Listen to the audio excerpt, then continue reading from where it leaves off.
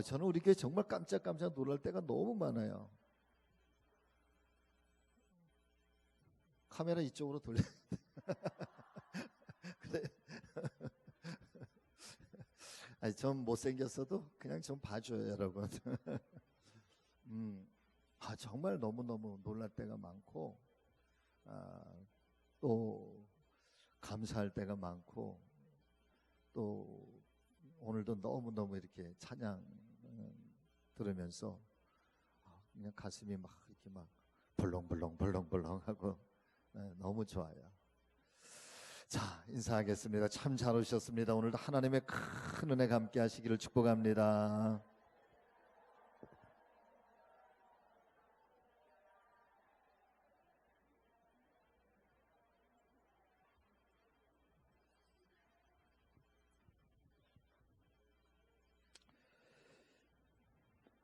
여러분 같이 하십니다. 가슴이 뜨거워져야 합니다. 가슴이 살아나야 합니다. 아멘.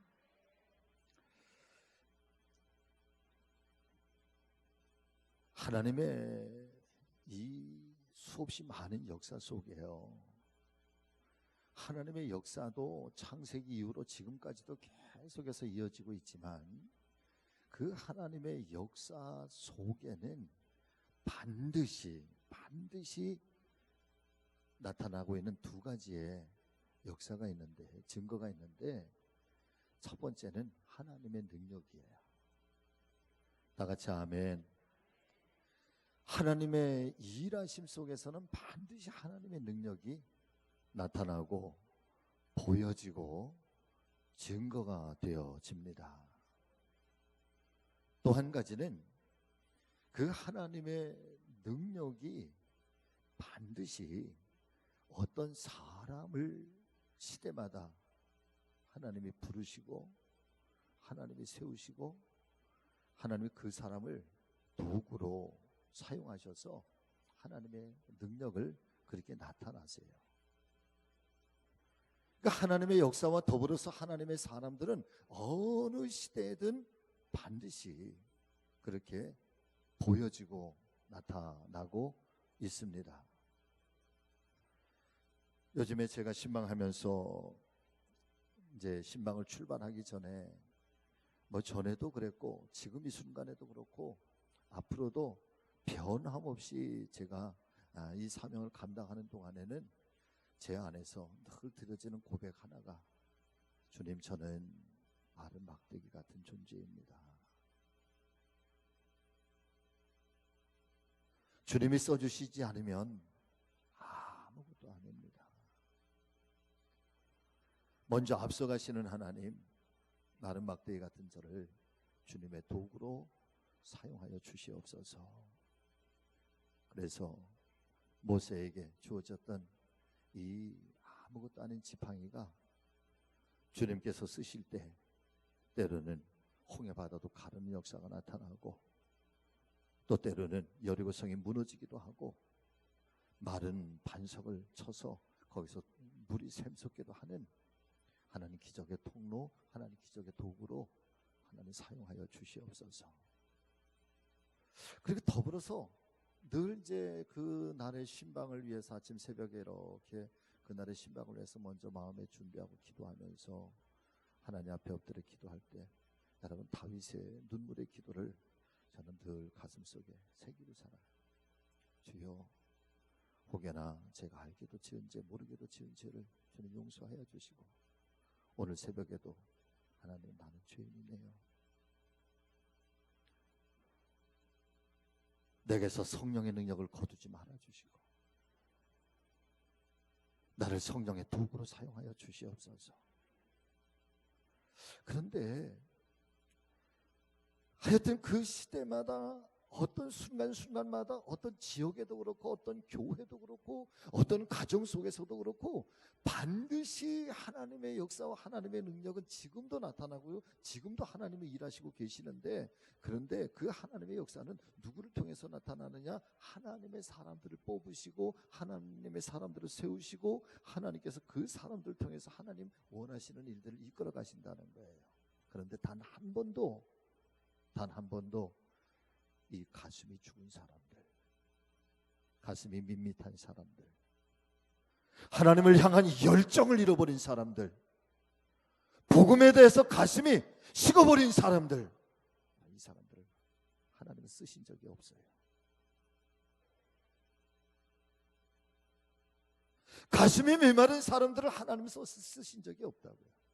만일 어떤 사람이 이 가슴이 뜨거웠다가 다시 한번 그 가슴이 식어져 버렸을 때에 하나님은 어떤 방법을, 때로는 정말 우리에게는 너무너무 가슴 아픈 일이지만 그런 하나님의 입장에서 하나님의 눈으로 볼 때에는 여러분 우리에게는 가슴 아픈 일들, 가슴 아픈 사건들이지만 그 사건들을 경험하게 하면서부터 아주 철저하게 하나님께로 돌아가게 하고 그 하나님을 향하여 우리의 가슴을 뜨겁게 회복시키시고, 그리고 그 가슴이 뜨거워서 그 정말 이 열정에 불타오르는 그 사람, 그때 그 사람을 사랑하는 여러분 하나님이 들어서 쓰시는 거예요. 지난주에도 말씀을 드렸지만 사랑하는 여러분, 골리앗에 관한 이야기를 말씀을 드릴 때 신앙의 첫 출발점이 어디라고 그랬습니까? 신앙의 처음 출발점, 나는 연약하나 주님이 강하시니. 다 같이 하십니다. 나는 연약하지만 주님이 강하십니다. 나는 보잘것없지만 주님이 능력이십니다. 할렐루야. 여러분, 그래서 그 가슴을 다시 불붙이고 그 가슴 속에 다이너마이트 같은 이 복음의 폭발, 이 신앙의 폭발성을 가지고 있는 사람들, 여러분 그 사람들을 통해서 하나님은 하나님의 일을 만들어 가세요. 그 신앙의 관건, 부흥의 관건은 어디에 있느냐? 여러분, 한 교회 속에 이 부흥의 관건도 이 가슴이 뜨거운 사람들이 어떻게 얼마만큼 살아있는지, 이 가슴이 살아있는 사람들이, 이 가슴의 열정, 이 가슴의 불덩어리를 안고 있는 사람들이 그 교회 속에서 어떻게 살아있고 어떻게 움직이고 있고 어떻게 그 사람들이 이 하나님의 거룩한 성전을 사랑하고 섬기고 이 교회 속에 자기의 몸을 묻으려고 하는 사람들, 자기의 영혼을 묻으려고 하는 사람들, 자기의 삶을 이 교회 속에 하나님의 거룩함 속에 던져버리려고 하는 사람들이 어떻게 이 교회 속에 살아있느냐, 그 사람들이 보면 그 사람들이 얼마나 이렇게 눈에 띄는지, 그럼 그 교회 미래가 보이는 거예요. 역사가 오래된 교회의 특징들이 있어요. 저는 목회를 하면서 교회가 창립된 지 10년밖에 안 된 교회에서 제일 처음에 부담임 부목사를 했어요. 온양온천교회. 그 교회가 온천중앙교회에서 여러 가지 힘들고 어려운 일이 있어서 나름 교회가 이렇게 갈라져서 나왔어요. 10년밖에 안 됐어요. 그리고 또 한 교회가 강원도에서 제일 오래된 교회, 124년. 별로 안 놀라시네. 아이, 그렇지 뭐 우리 교회도 뭐 우리 교회도 나이 뭐 먹을 만큼 먹었는데 뭐. 우리 교회는 몇 살? 64살? 65살? 아이고, 내 교회는 몇 살인 줄 알아야지. 그래도 62살 우리 교회. 같이 하십니다. 6학년 6반. 여러분 우리 교회 66세예요. 할렐루야. 그런데 124살 된 교회, 춘천중앙교회, 강원도 첫 번째. 그리고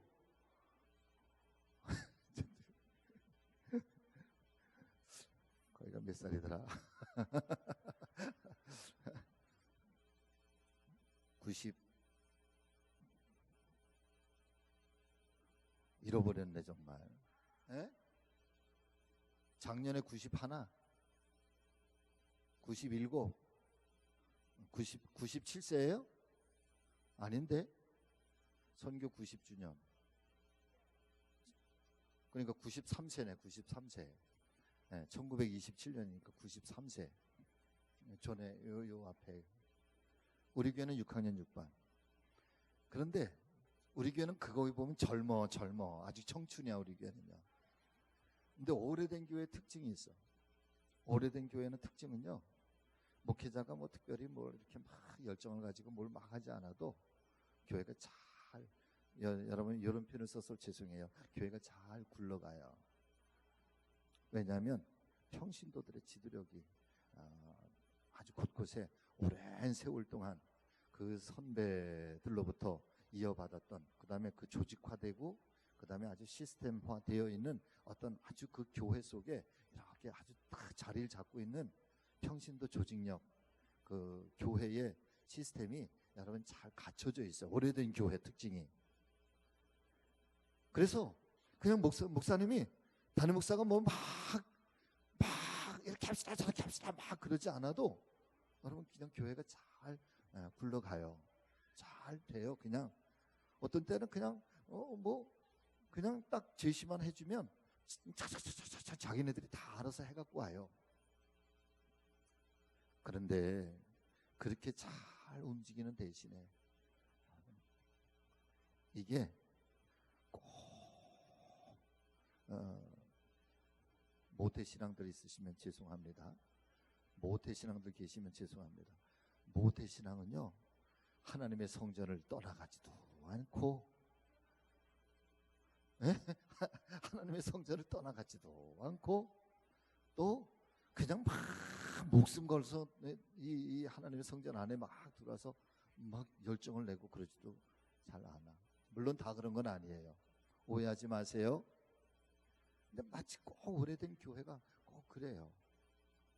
모든 것들이 잘 되어져 가는 것 같은데, 근데 뭔가 꼭 좀 아쉬운 게 있어. 아쉬운 게 있어.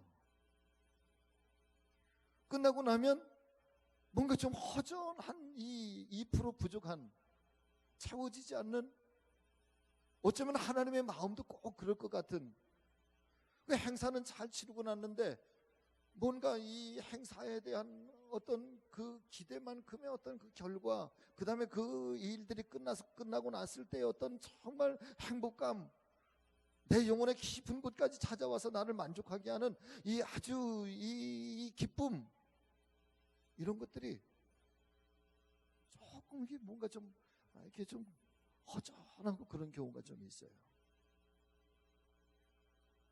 그런데 신생교회들은 참 이상해.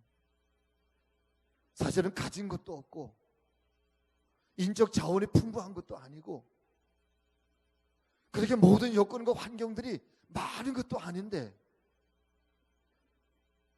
그런데 그 속에 보면은 뭔가 우리의 힘 가지고는 부족하니까, 우리가 가지고 있는 게 너무 연약하니까, 우리의 힘 가지고 할 수 있는 것들이 너무 부족하니까 제일 먼저 거기에 엎드려서, 하나님, 우리가 약해서 우리의 힘 가지고는 할 수가 없습니다. 내 힘 가지고는 가능하지 않습니다. 주님이 도와주셔야 됩니다. 하나님께서 역사해 주셔야 됩니다. 하나님의 능력이 나타나야 됩니다. 하나님 도와주시옵소서, 하나님 도와주시옵소서, 하나님 도와주시옵소서 라고 하면서 하나님을 향해서 막 마음들, 이 뜨거움이 살아있다. 뜨거움이 살아있다.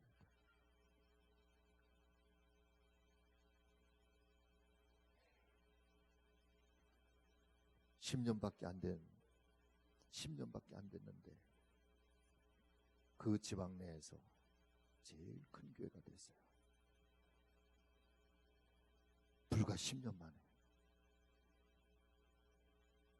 감독님을 배출하고,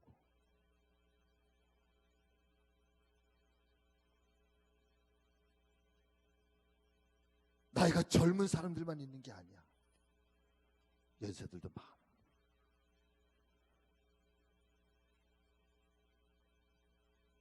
이 하나님의 나라를 만들어가고 하나님의 역사를 만들어갈 때에, 사랑하는 여러분, 이 가슴 속에 이 불덩어리가 살아있는 사람들, 여러분, 그런 사람들이 세상을 변화시킬 수 있어요.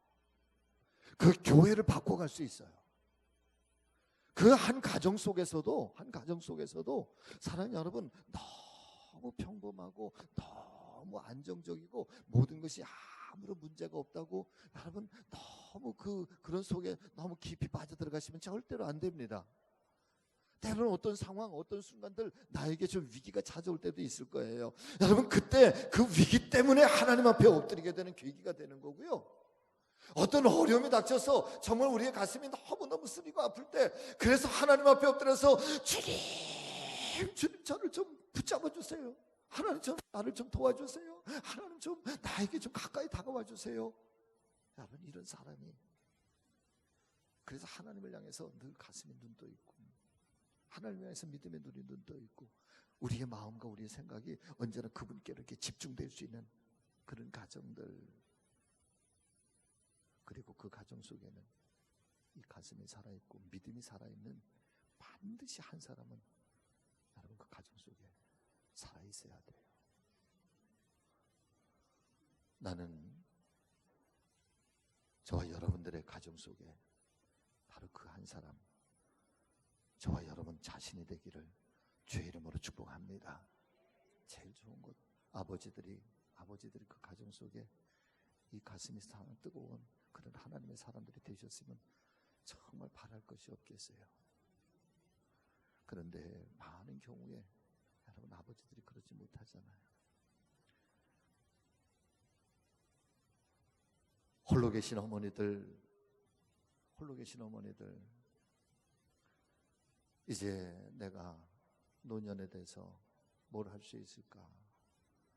가장 좋은 선물은요, 하나님을 향한 이 가슴, 이 믿음의 가슴이 식지 않아서 그 가슴을 가지고, 그 기도의 마음을 가지고 사랑하는 자녀, 아들, 딸, 손자, 손녀들, 여러분 때마다 순간마다 하나님 앞에 기도의 그런 단을 쌓고 기도의 불덩어리를 이 가정 속에 남겨놓고 심어지는 것, 이것보다 더 큰 축복은 없는 줄로 믿으시기를 바랍니다.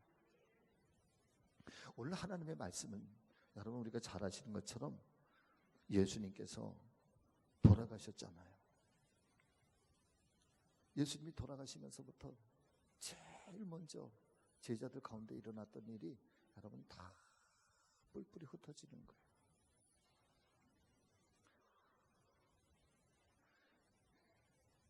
요한복음 10장의 말씀에 보면은 예수님께서 아직 십자가를 지시기 전에 예수님하고 제자들하고 대화의 이런 이야기들이 있어요.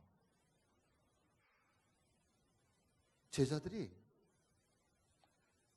이제 뭔가 주변의 상황들의 이상한 그 분위기를 감지를 하기 시작하는 거예요. 예수님, 전에 예수님 가시는 길마다 너무 거대한 이 사람들이 예수님 늘 따라다니고, 예수님 복음 전하는 장소에는 그냥 사람 물 셀 틈 없이 그냥 사람들이 빽하게 모여들었잖아요. 오병이어의 사건을 보면 그 가버나움 광야에 사람이 여러분 장정만 5천 명이니까 지금 이 시간에도 뭐 그렇지만 대부분 어느 나라 어느 민족에도 여러분 다 남자보다는 여자분들이 열정이거든요. 그러니까 장정만 5천 명이니까 다치면은 뭐 학자들은 보통 2만 명, 3만 명이라고 얘기를 하죠. 2만 명, 3만 명이 얼마나 많은 숫자인지 몰라. 옛날 독일에서 목회할 때에 독일 전체 인구가 여러분 10,000명밖에 안 돼요. 근데 어느 날 그 뭐 철도 문제 때문에 전 마을 사람들이, 동네 사람들이 다 나와서 시위를 할 때가 있었어요. 야, 그런데 독일 역전 광장에 다 모였는데 10,000명이 사람들이 굉장히 많더라고, 그게. 근데 2만 명, 3만 명 되는 사람들이 막 빼곡하게 모였으면 어마어마하게 사람들이 많이 모인 거죠. 그래 그 오병이의 기적을 일으키시고 나서 사람들이 다 예수님을 이제 우리의 왕으로 삼자고, 예수님이 우리의 희망이라고, 예수님이 우리의 왕이 되셔야 된다고, 이 나라의 통치자가 되셔야 된다고 예수님을 막 왕으로 막 모시려고 할 때 예수님께서는 그 자리를 떠나셔서 한적한 곳에 가셔서 기도하셨다고 그러잖아요. 그렇게 예수님을 따랐던 많은 사람들, 근데 어느 날 보니까 사랑하는 여러분, 이제 뭔가 예수님 십자가 지실 그 무렵쯤 됐을 때 뭔가 사람들이 점점 예수님을 떠나는 거야. 그러니까 제자들이 예수님께 이런 질문을 해요. 예수님, 사람들이 떠나가고 있습니다. 사람들이 떠나가고 있습니다. 그때 예수님께서 하신 말씀이 그거예요. 내가 지려고 하는 짐을 너희도 질 수가 있겠느냐? 내가 가려고 하는 이 길을 너희가 갈 수 있겠느냐? 그러시면서 그때 그 유명한 말씀이 나와요. 제자들이 두 세베대 요한의 아들 어머니가 예수님께 나와서 예수님 예루살렘에 입성하실 때에 내 두 아들을 좀 기억해 주세요. 그리고 하나는 오른편에 하나는 왼편에 그렇게 높은 곳에 세워주세요. 그 예수님 하신 말씀이 너희는 내가 지금 가려고 하는, 내가 마시려고 하는 이 잔을 뭔지도 모르고 알지도 못하는구나. 내가 가려고 하는 길을 함께 갈 수가 있겠느냐. 그때 그 두 제자의 그 오른편에 왼편에 그렇게 세워달라고 하는 그 세베대 어머니의 말을 듣고 성경에 보면은요, 여러분 성경 한번 나중에 찾아 한번 이렇게 좀 이렇게 그 장면을 한번 보세요. 다른 제자들이 그 이야기를 듣고 분하게 여겼더라라고 성경이 증거를 해주고 있어요. 그러니까 예수님 이미 십자가 지려고 예루살렘에 올라가실 때에 보면은 이미 이런저런 흩어짐의 그런 분위기가 감지가 되는 거예요. 지난 3년 동안 동고동락했던 제자들, 사실은 아무것도 없이 그냥 빈몸으로 예수님을 따라다니면서 정말 얼마나 많은 고생을 했겠어요. 집이 있었겠습니까? 먹을 음식이 제대로 있었겠습니까? 경제적으로 풍성했겠습니까? 그러면서 그 고생을 하면서 오직 복음 전하고 하나님 나라 전하고 사람들 고치시고 세상 속에 하나님의 나라를 선포하면서 동고동락하면서 그렇게 3년 동안 살아봤던 이 12명의 제자들이요, 누가 높으냐? 누가 정말 높은 자가 되기를 원하느냐? 그럴 때에 제자들 사이에 틈이 생겨나기 시작해요. 갈라짐이, 깨어짐이 생겨나기 시작하는, 분하게 여겼더라. 그러니까 예수님께서 그 말씀을 보시고 하신 말씀이 정말 높아지려고 하느냐? 그러면 먼저 섬기는 자가 될 것이요, 인자는 섬김을 받으러 온 것이 아니라 섬기기 위하여 왔노라. 그 유명한 말씀을 하시는 거예요. 사람들이 다 떠나갑니다. 예수님께서 마지막 제자들에게 하신 말씀이 바로 그 얘기예요. 여러분 같이 하십니다. 너희도, 크게 보세요. 너희도 나를 떠나려느냐? 너희도 나를 떠나겠느냐?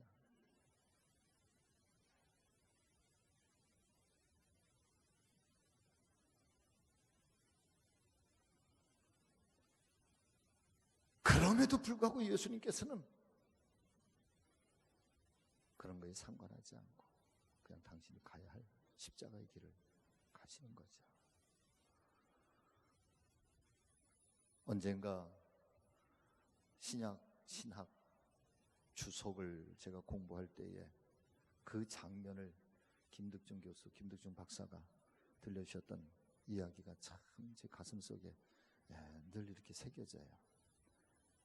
어쩌면은 이 씨 뿌리는 마태복음 이 씨 뿌리는 비유의 말씀을 성경적으로 신약 성경을 가만히 주석해보고 연구해보면은 이 씨 뿌리는 비유가 도대체 어느 시점에서 어떤 상황 속에서 예수님께서 이 씨 뿌리는 비유를 말씀하셨을까라고 이 김득중 박사님이 쭉 말씀을 연구를 해보니까 그때에 예수님께서 그 말씀을 하셨을 거라는 거야. 그때에 너희도 나를 떠나가려느냐라고 하시면서 아마도 씨 뿌리는 자의 비유에 대한 말씀을 하셨으면은 그때에 이 씨 뿌리는 자에 대한 말씀을 하셨을 거라. 여러분 씨 뿌리는 자의 말씀 너무 잘 알고 계시면 최근에도 제가 말씀을 드렸죠. 어떤 사람이 농부가 씨를 뿌리잖아요. 씨를 뿌릴 때에 첫 번째 어디 떨어졌다? 길가에 떨어졌다. 길가. 그래 싹이 나기도 전에 잎이 나기도 전에 뭐가 와서 먹어버렸다? 새들이 와서 쪼아서 다 먹어버리니 그 씨앗이 잎을 피워보지도 못하고 열매를 맺혀보지도 못하고 그냥 사라져버리고, 또 어떤 씨앗은 또 어디에 떨어졌습니까? 돌짝밭에 떨어졌다. 돌짝밭에. 그러니까 이 돌짝밭에 떨어져서 이제 씨앗이 땅에 파고 들어가서 싹을 내고 그 생명의 움을 틔워야 되는데, 이 햇볕의 광야에 너무 날씨가 뜨거우니까 그 돌짝밭이 돌들이 얼마나 뜨거워요, 여러분. 그러니까 미처 이 생명의 꽃을 피우기도 전에 이 씨앗이 그만 다 타서 다 죽어버린 거예요. 마태복음은 그 말씀들을 해석하면서 시험거리가 다가와, 믿음이 다가와서 우리 안에 이제 하나님을 향해서 믿음이 조금 막 생겨나려고 그럴 때, 그런데 그때에 그냥 이런 저런 그냥 시험거리가 확 밀려와가지고 말이에요, 그냥 거기서 믿음이 자라기도 전에 그냥 다 무너져 버려요. 여러분, 그런 경우가 얼마나 많은지 몰라요. 우리 중에서도 예수님 영접하고 나서 참 이상하죠. 예수님 영접하고 나면은 없던 일도 막 생겨나는 것 같고, 그래가지고 꼭 믿지 않는 가족들이나 친지들이 막 신앙을 바꿔서 그래, 불교 신앙에 있던 사람들, 아니면 갑자기 뭐 교회 다녔다고 그래서 그래, 뭐 신이 노해서 그래, 뭐 별별 얘기 다, 그런 뭐 핍박 소리 얼마나 많이 들어요. 그 세 번째, 가시덤불이 떨어져. 자라나긴 했는데, 싹이 피어나긴 했는데, 근데 가시덤불 때문에 가로막혀서 더 이상 자라나지는 못해. 어쩌면 예수님께서 그 다 떠나가고 이제 하나님의 나라가, 예수님의 이 사역이 정말 힘겨워지는 바로 그런 순간순간들에게, 사랑하는 여러분, 그때에 예수님께서 이 씨 뿌리는 자에 대한 비유를 말씀하시면서 그러시는 거죠. 하나님의 나라에 우리가 지난 3년 동안, 너희와 내가 우리가 3년 동안 복음의 씨앗을 뿌리고 하나님의 나라를 뿌렸는데, 어떤 우리가 뿌리는 씨앗들 중에서 어떤 씨앗은 길가에 떨어진 것도 있어서 그렇게 죽는 것도, 그렇게 아무것도 피어나지도 못하고 사라지는 것도 있었을 거야. 아니면 돌짝밭에 떨어져 가지고 아무런 영향력도 행사하지도 못하고 조금 싹을 피우다가 그냥 그렇게 해서 메말라 버린 그런 사람들도 있었을 거야. 또 혹은 그렇게 가시덤불 속에서 그런 일들도, 그런 사역들도 있었을 거야. 그러나 얘들아, 그래도 우리가 실망하지 마라. 우리가 그런 속에서 지난 3년 동안 이 복음의 씨앗을 뿌려오고 그렇게 하나님 앞에 헌신하고 충성하고 믿음으로 이 사명 감당해 왔던 그런 일들 중에는 옥토밭에 떨어진 씨앗들도 있을 거야. 그런데 알고 있냐? 옥토밭에 떨어진 씨앗이 얼마 되지는 않을지도 모르지만, 여기도 뿌리고 저기도 뿌리고 이렇게 뿌리고 저렇게 뿌려서 이 4분의 3이라고 하는 것이 아무런 열매도 맺지 못하고 아무런 이 생명의 싹도 피우지 못하고 그렇게 소멸되고 사라져버리고 모든 것이 다 헛된 것처럼 그렇게 보여지지만, 그래도 옥토밭에 떨어진 이 조그만 몇몇 안 되는 씨앗이 있어서 그 씨앗들이 때가 되면 잎을 피우고 때가 되면 그 생명의 싹을 틔워서 열매가 맺혀지기 시작하는데, 그렇게 얼마 되지 않게 떨어진 그 씨앗이, 옥토밭에 떨어진 그 씨앗들이 그게 자라나서 30배도 되고 그게 60배도 되고 그게 100배도 되는 거야.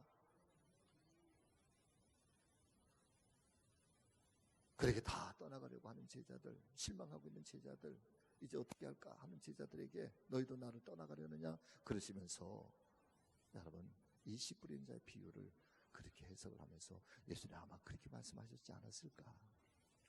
그런데요, 제가 강의 중에 그 얘기를 이렇게 듣는데 그냥 눈물이 활칵 쏟아졌어. 지금도 아주 생생하게 그때의 일들을 제가 기억을 해. 대학원 다닐 때인데.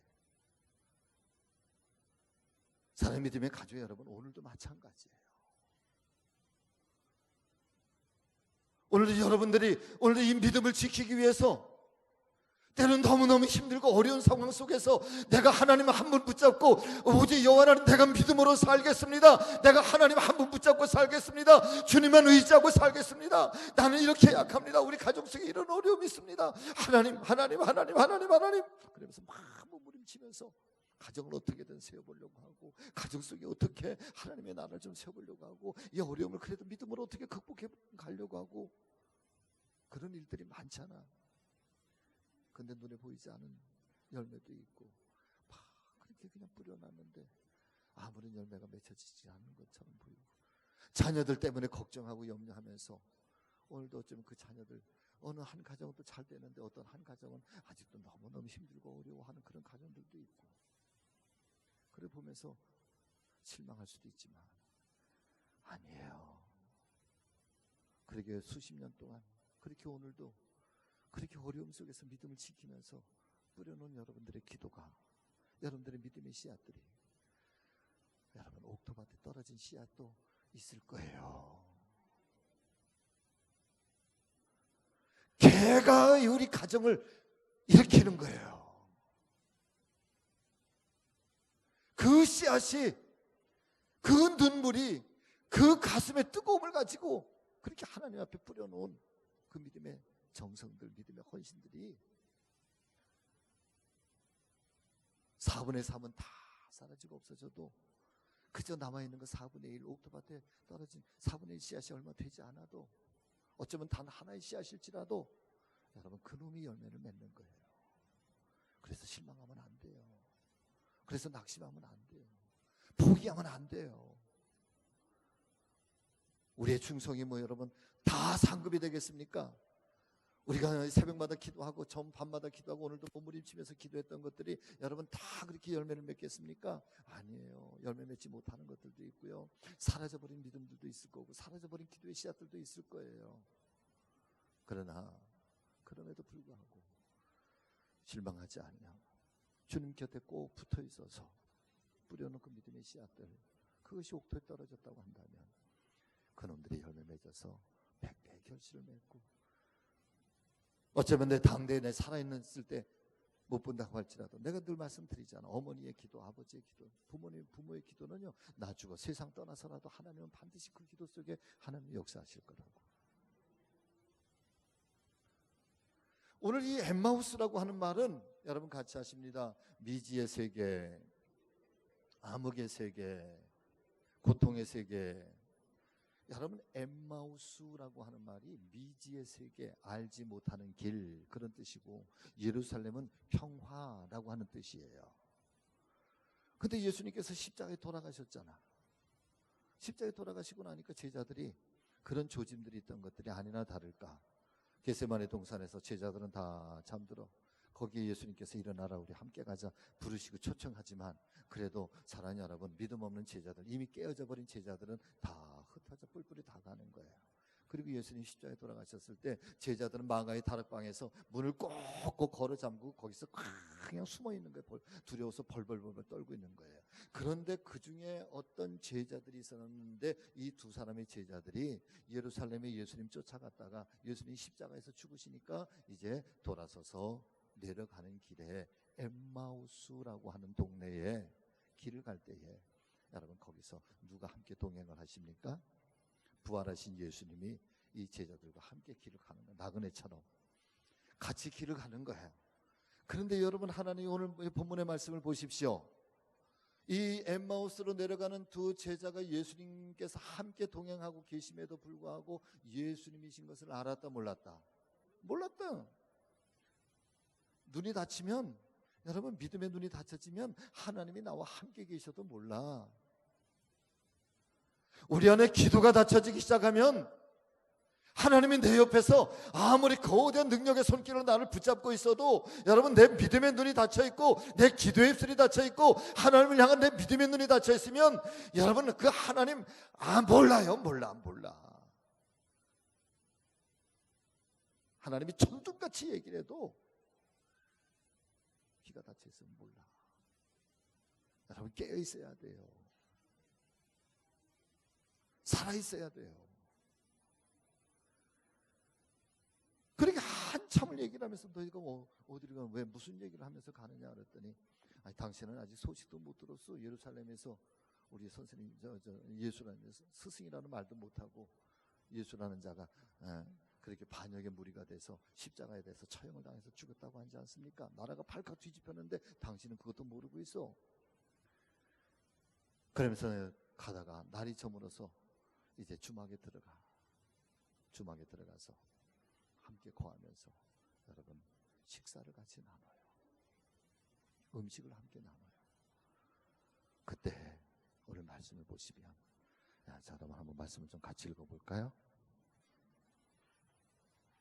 자, 30절 29절 말씀부터 우리 같이 읽어보겠습니다. 시작. 그들이 강권하여 이르되 우리와 함께 유하사이다. 때가 저물어가고 날이 이미 기울었나이다 하니 이에 그들과 함께 유하러 들어가시니라. 그들과 함께 음식 잡수실 때에 떡을 가지사 축사하시고 떼어 그들에게 주시니 그들의 눈이 밝아져 그인 줄 알아보더니 예수는 그들에게 보이지 아니하시는지라.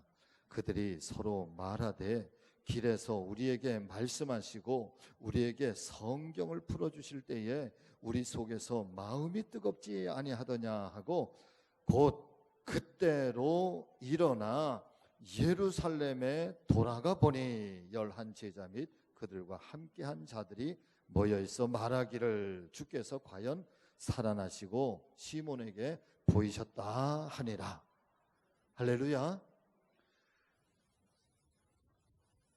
함께 거하시면서 함께 식사를 나누실 때 예수님께서 떡을 떼시면서 그들에게 축사하시고 떡을 떼면서 주시는데, 그것을 받아 먹을 때 여러분 그때는 눈이 밝아졌다. 성경의 얘기예요. 하나님의 말씀이 들려주는 거예요. 그들이 눈이 밝아지고, 그리고 나서 예수님인 줄을 알아보았다. 그러나 이미 예수님은 이제 그들 곁을 떠나시는 거지. 그러면서 그들이 고백하는 말이, 그분이 길에서 갈 때에 성경 하나님의 말씀을 풀어주실 때에 우리의 가슴이 뜨겁지 아니하더냐.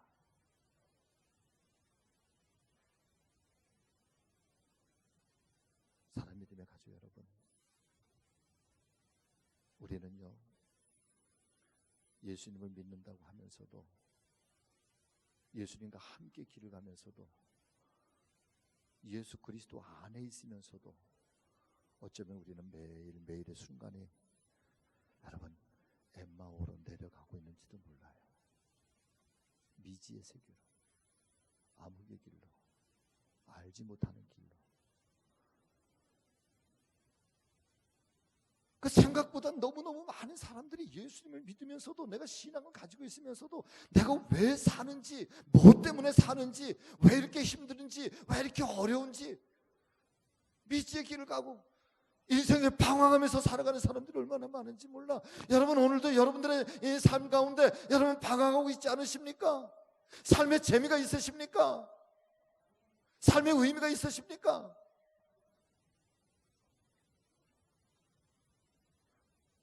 엠마오로 내려갈 때 우리의 신앙이 그렇게 막 곤두박질 칠 때 예수님이 함께 계셔도 알지 못하고, 예수님의 말씀이 들려와도 그 말씀이 깨달아지지 않고, 예수님이 나와 함께 동거하고 있음에도 그분이 나와 함께 하심에 대해서 전혀 무감각하고, 그리고 여전히 우리의 삶은 방황이에요. 우리의 눈이 캄캄하게 가려져 있어서 그때에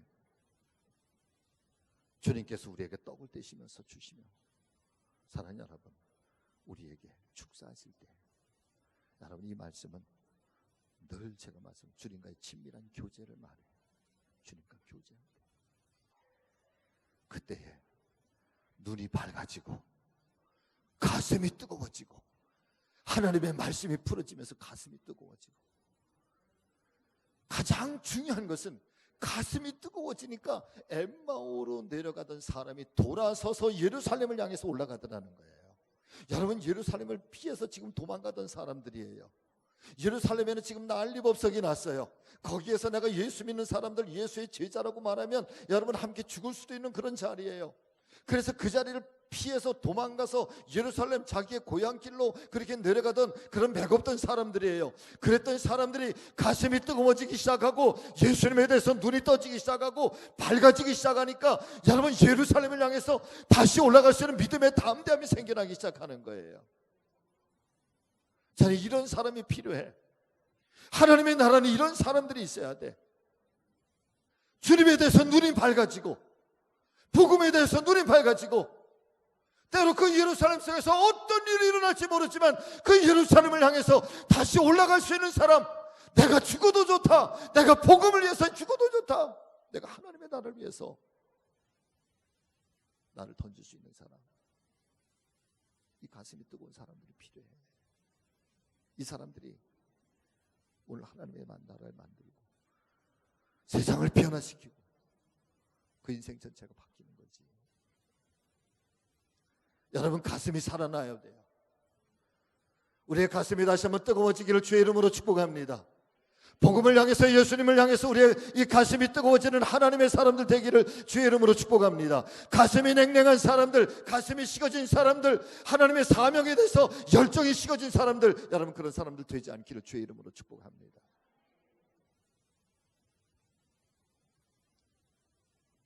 여러분, 주님의 십자가가 보여야지. 이거 잃어버리면 여러분, 우리 다 허수아비예요. 아무것도 껍질만 가지고 사는 거예요. 이 가슴에 열정이 사라지고 나면, 사명에 대한 열정이 사라지고 나면 예수 안에 있는 것 같아도 예수님과 함께 가지만 여러분 언제나 평행선을 가는 거야. 교제가 없어. 만남이 없어.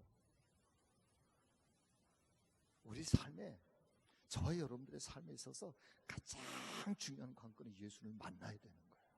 다시 만나야 돼. 할렐루야.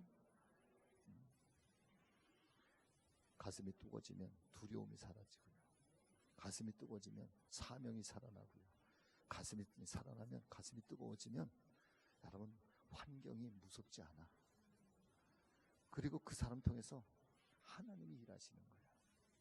절대로 가슴이 식어진 사람 가지고 하나님이 일하시지 않아요. 할렐루야. 가슴 뜨거워. 다시 한번 하나님, 내 가슴을 좀 뜨겁게 해주세요. 다시 살아나게 해주세요. 다시 내가 엠마오로 내려가던 길 돌아서서 예루살렘을 향해서 올라갈 수 있도록 하나님, 나를 붙잡아 주세요. 내게 성령의 능력을 주세요. 기도하실 수 있기를 바랍니다. 자, 우리 함께 찬송하고